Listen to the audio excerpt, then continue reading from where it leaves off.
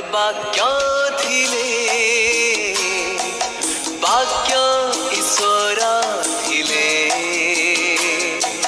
वाक्य मानव हेले मरते बास कले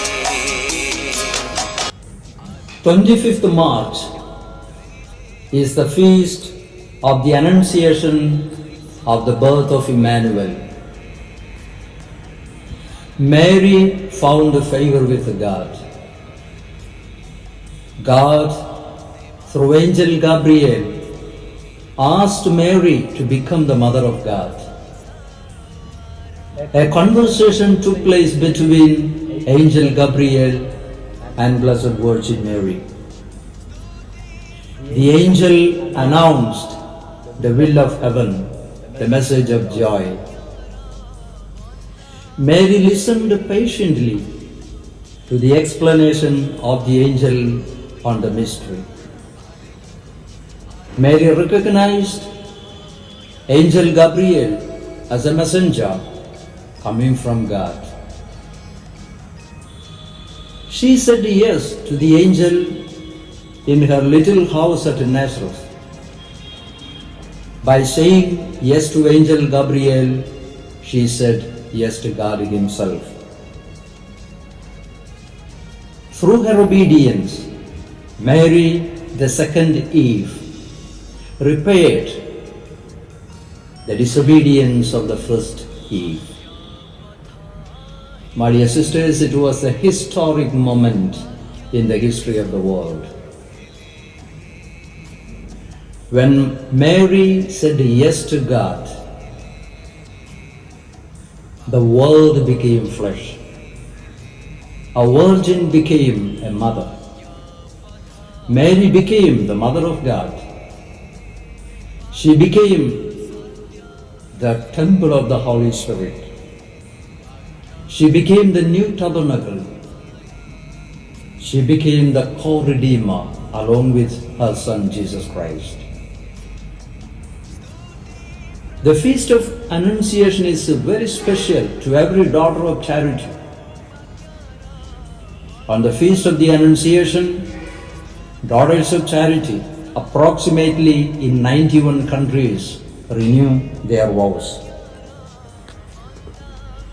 In 1633, Louise de Marillac took 4 girls to her house. That was the humble beginning of the company of the Daughters of Charity of St. Vincent de Paul.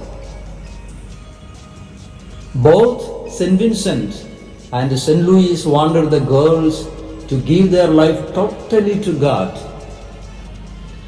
in order to serve the person of Jesus in the poor.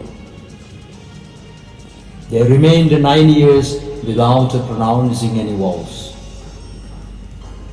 25th March 1642, on the feast of the Annunciation, St. Louis de Marillac, along with other 4 sisters, pronounced the vow of poverty, chastity, obedience, and the service of the poor. Vows were optional for many years. After 1648, vows began to be annual.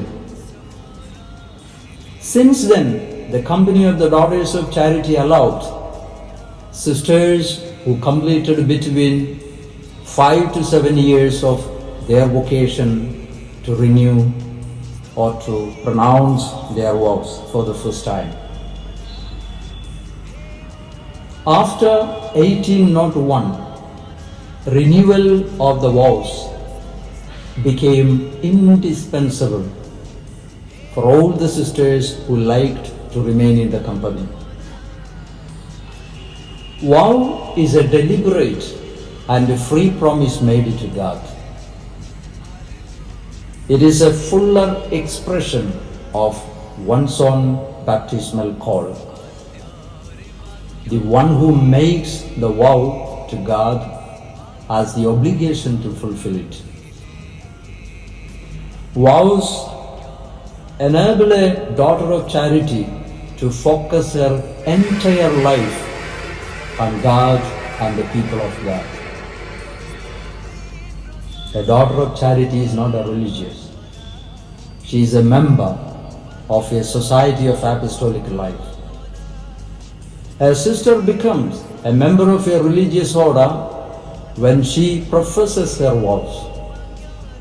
A daughter of charity becomes a member of the company the moment she enters the seminary. Vows do not make a sister a daughter of charity. Daughters of charity have the mobility, coming and going like the apostles. Vows can be either public or private. When a sister in a religious order professes her vows, her superior accepts her in the name of the church, and her vows become public. When a daughter of charity pronounces her vows, no superior accepts her in the name of the church. Her vows are private. Vows can be solemn or simple. When a sister in a religious order pronounces her solemn vows, she renounces the right of ownership of goods. When a daughter of charity pronounces her vows, she keeps the right to own goods. She can use the goods with the permission from her superiors. St. Vincent treated vows as new baptism, a pleasing sacrifice to God. Baptism is a gateway to heaven. Vows are gateways to perfection. My dear sisters, let us thank God for the gift of Blessed Virgin Mary to the Church, especially to our company. Let us thank our mother, the only mother of the company, for her unconditional yes to God's plan. Today's feast, the feast of the Annunciation, invites all of us to cultivate a servant attitude like Blessed Virgin Mary, who said, "I am only a handmaid of the Lord." My dear sisters, congratulations to all of you and God's blessings upon each one.